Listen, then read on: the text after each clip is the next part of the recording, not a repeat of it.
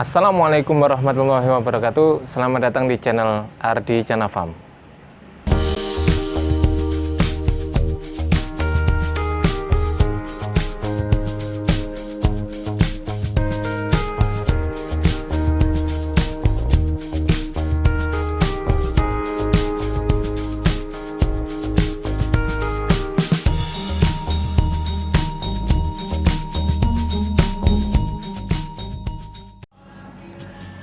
Baiklah, sahabat albumin semuanya, alhamdulillah, syukurillah, alhamdulillahirabbil alamin. Semoga kita semua diberikan kesehatan oleh Allah Subhanahu wa taala dan dihindarkan dari segala virus-virus berbahaya seperti virus corona. Oke, baik, pada hari ini saya akan membahas mengenai kedudukan teori dan praktik dalam perikanan. Kira-kira yang mana yang mau dipakai? Teori saja atau mau praktek saja, atau bahkan kedua-duanya? Baik, pada hari ini kita akan ulas kedudukan teori dan praktik dalam dunia perikanan. Oke, jadi saya sedikit cerita bahwasanya dulu Newton menemukan teori gravitasi itu bukan berdasarkan teori dari orang lain, tetapi dia sedang duduk di bawah pohon apel, kemudian ada apel jatuh dari atas dan mengenai kepalanya, dan jadilah sebuah teori gravitasi. Dalam perikanan juga demikian. Jadi teori itu juga dapat terbentuk dari penelitian-penelitian atau praktik-praktik yang telah dilakukan, kemudian dicatat di dalam sebuah artikel, dalam sebuah catatan penelitian, kemudian dinarasikan secara tulisan maupun dinarasikan secara verbal. Jadilah sebuah teori. Namun kadang ada teman-teman kita ya, mungkin memang kita semuanya harus sama-sama belajar. Jadi saya milih praktek saja. Terlalu banyak teori nanti tidak paham. Ingat bahwasanya teorinya ikan adalah hidup di dalam air. Itu teori. Jadi Facebook yang Anda gunakan juga itu adalah hasil daripada pemikiran teori yang kemudian diaplikasikan menjadi sebuah aplikasi Facebook. Jadi semuanya teori dan praktik itu tidak dapat dipilih, tidak dapat dipisahkan. Saya teori saja atau saya praktek saja, tidak bisa. Jadi teori tanpa praktek akan buta ilmu, ya, akan buta ilmu. Jadi apalagi sekarang zamannya sudah berkembang, ilmu itu berkembang, tidak mungkin stagnan atau tetap dalam kondisi yang seperti itu. Kemudian ada juga yang saya praktek saja, saya tidak mau teori. Nah, itu juga saya rasa kurang tepat, karena banyak sekali saudara-saudara kita yang ketika praktik saja di tempat A, kemudian tidak dicatat secara terukur. Contoh, pH harus normal, suhu harus normal, kemudian DO, disolvet oksigen, harus normal, salinitas harus sekian, kemudian amonia, nitrit, nitrat dan sebagainya harus sekian. Itu sebuah teori yang sudah dilakukan penelitian.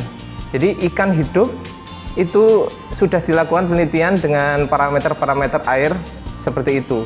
Tetapi dalam kondisi yang orang yang kadang agak sedikit, mohon maaf, susah menerima masukan-masukan dari orang lain, susah menerima ilmu pengetahuan yang baru, maka dia akan berpedoman bahwasanya saya langsung praktek saja, saya tidak usah pakai teori.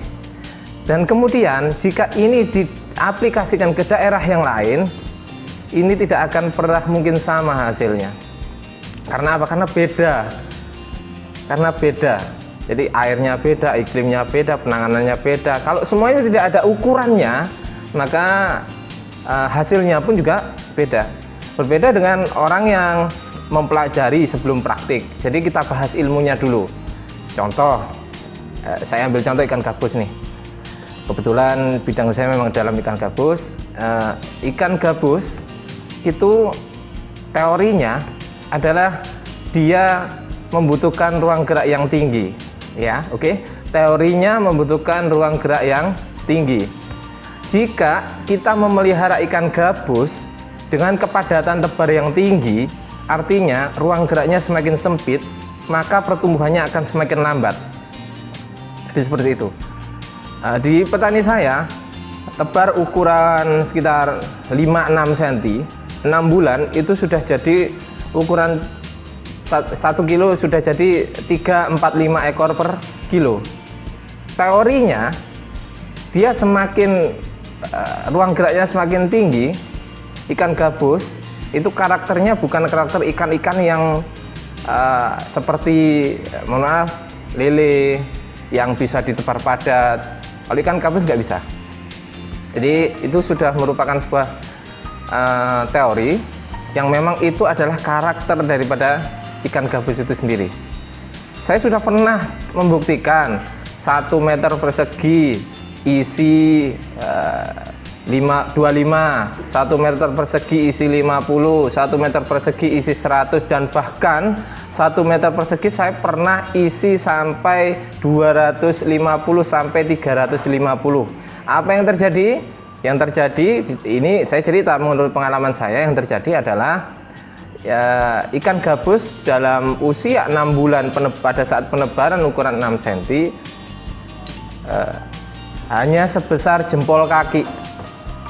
Ya, harusnya tidak demikian. Harusnya jika sudah usia menginjak 6 bulan, maka dia sudah bisa panen ukuran sekitar kurang lebih 3-4-5 ekor per kilo. Artinya 300 gram, kemudian 250 gram, dan juga 200 gram per ekor.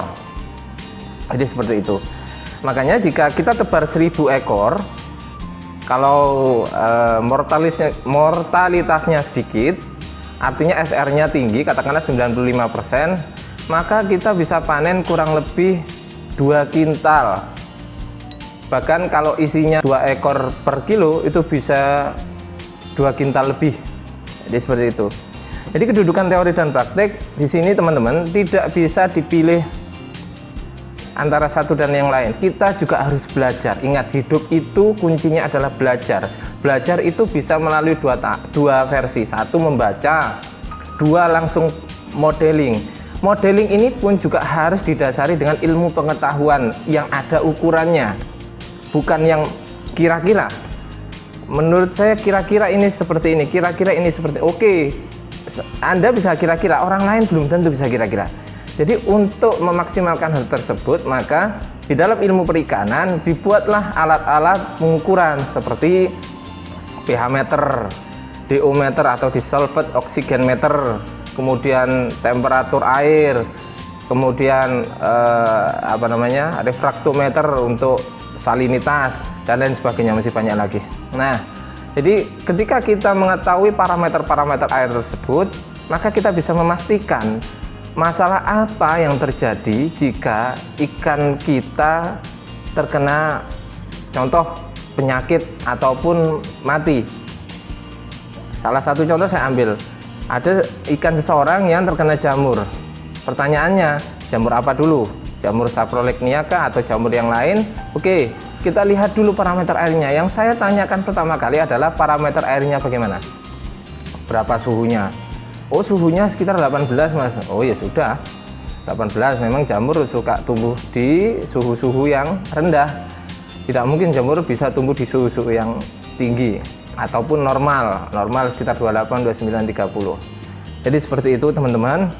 Harap dipahami bahwasanya teori dan praktik itu adalah kaki kanan dan kaki kiri. Kedua-duanya bisa berjalan seimbang jika kedua-duanya ada. Jika salah satu di antaranya kita ambil, maka logikanya akan pincang. Jadi teori dan praktik bukan untuk dipilih, tapi untuk diaplikasikan kedua-duanya. Satu, teorinya dipelajari, kemudian hasil daripada pembelajaran teori tersebut dipraktikkan. Oke, semoga ini bermanfaat. Semoga bisa menjadikan ilmu pengetahuan yang baru bagi teman-teman semuanya. Salam dari Ardi Chana Farm, salam albumin, assalamualaikum warahmatullahi wabarakatuh.